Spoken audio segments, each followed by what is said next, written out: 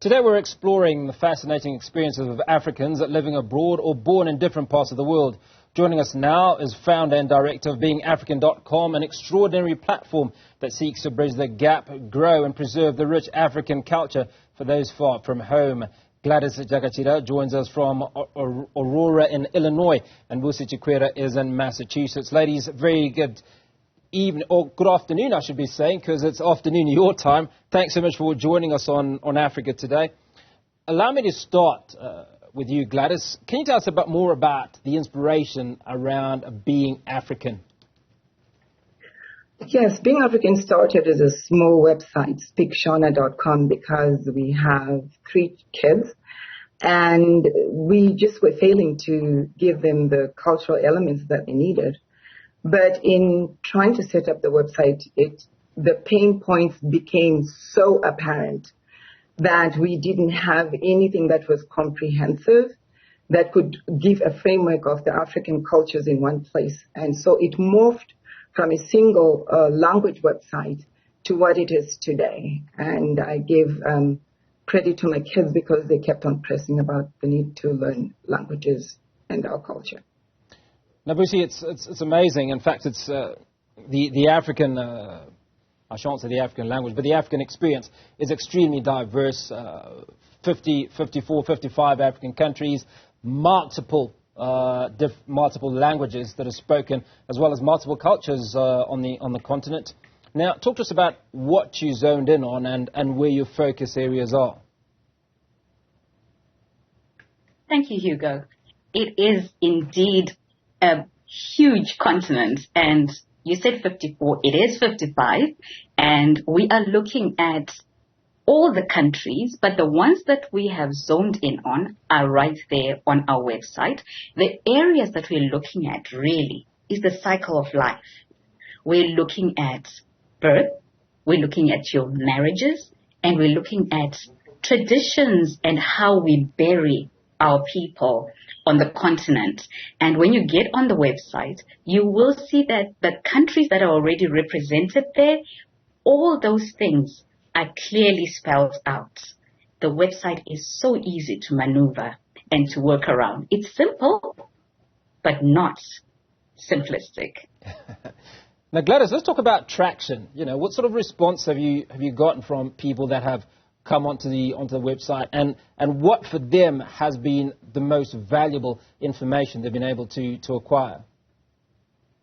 The age is between 25 and 45 really, and they have been coming very passionately thanking us for starting this website because we explain the cultures. So this is African Culture Explained.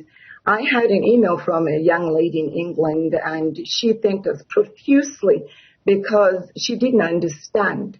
There was no understanding in the lobola process. It was just put in front of her, and she rejected it. And she wanted to know if she could get married after the white wedding, the church wedding, to have this cultural wedding. And so the young generation, it's not that they don't like the culture.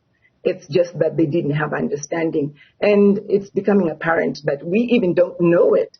We just practice the customs and practice the traditions without understanding. When you present the why, it becomes a very interesting, powerful, and passionate experience to build the identity for our African people. Now, Vusi, it's called BeingAfrican.com, so I'd imagine that a host of Africans are coming onto the website. But as Gladys says, there are issues around lobola or dowry, which potentially impact non-Africans.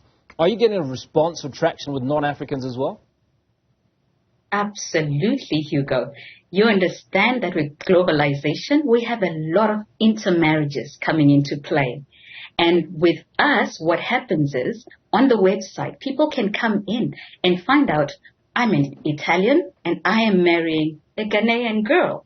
What happens in the process of marrying into a different culture. So this is one place where the information is all there and a person can actually research before entering into negotiations and into a marriage.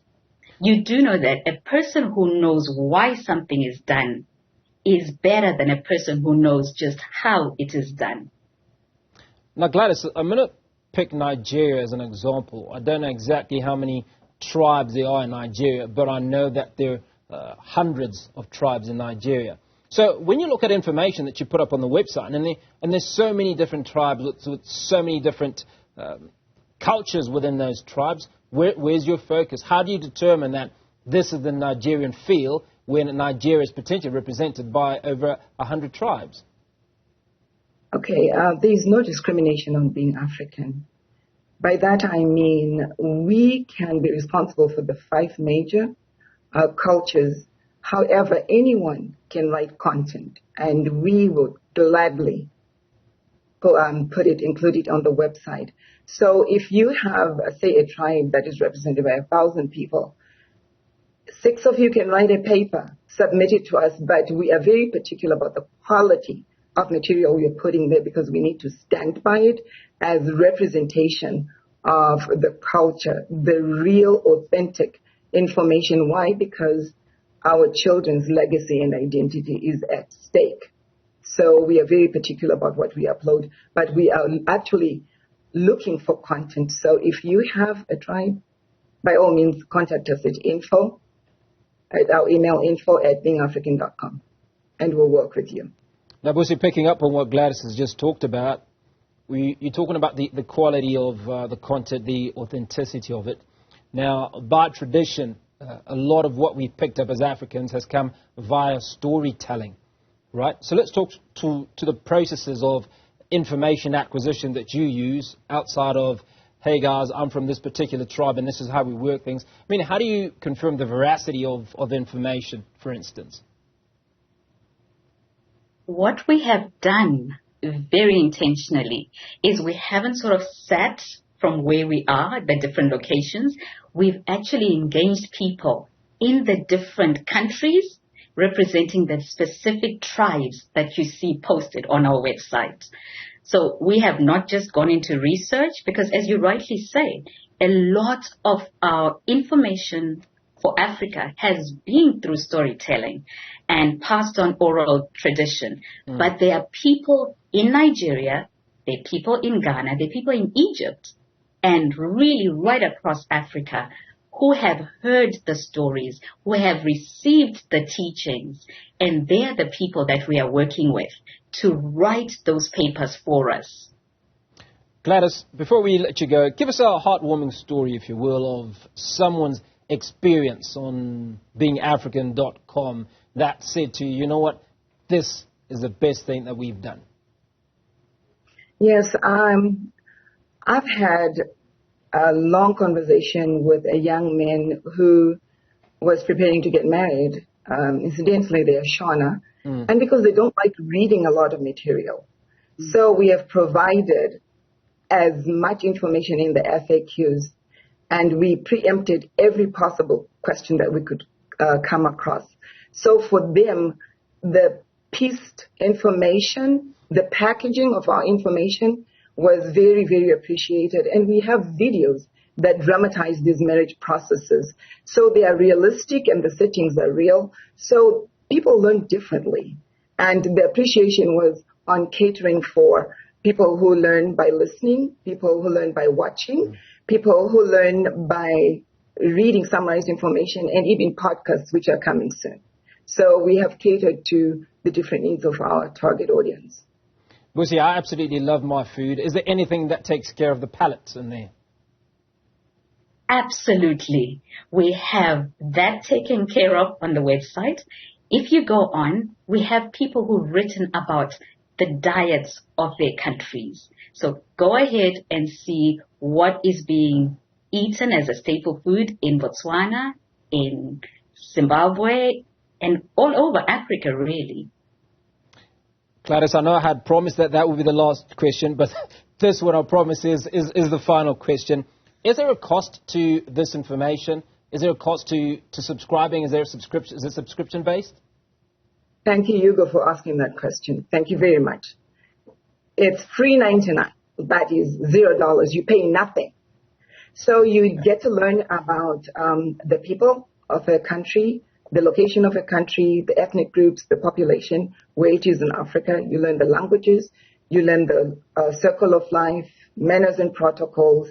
You learn about the music and arts. You learn about clans and totems for free. And we have Train Up a Child, which is very unique because it's musical. So we wanted to be creative because Africans are very creative.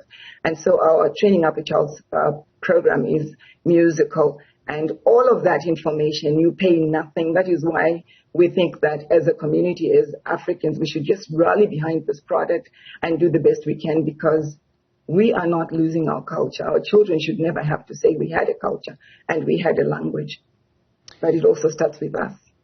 Gladys Jagatila and Busi Chikwera, appreciate your time. Thanks so much for speaking to us on Africa Today. And as they've said, Being African is free. In fact, if you need any information on your culture, or you are unaware of your culture, it's all available on BeingAfrican.com. And they did say it's free, 99. Well, that's where we leave it for this week. I'm Hugo Ribatika. Look forward to the pleasure of your company at the very same time next week. Until then, goodbye.